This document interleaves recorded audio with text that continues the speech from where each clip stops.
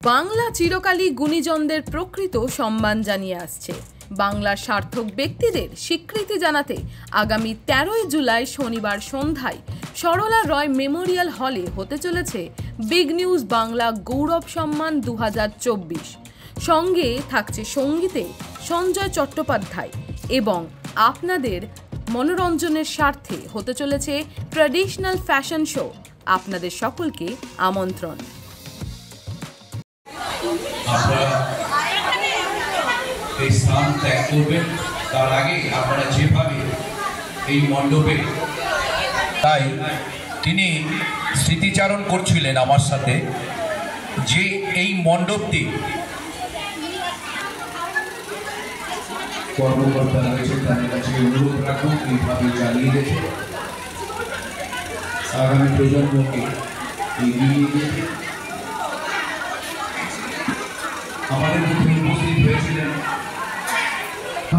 সম্মান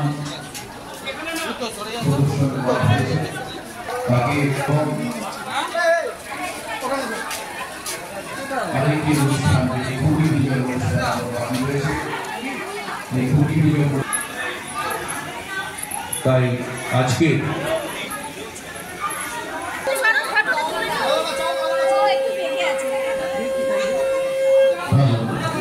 কাঁঠালবাগান সার্বজনীন দুর্গা উৎসব কমিটির পক্ষ থেকে রথযাত্রার পূর্ণ লগ্নে কমিটির পক্ষ থেকে সকল দর্শকবৃন্দকে জানাই শুভেচ্ছা এবং অভিনন্দন।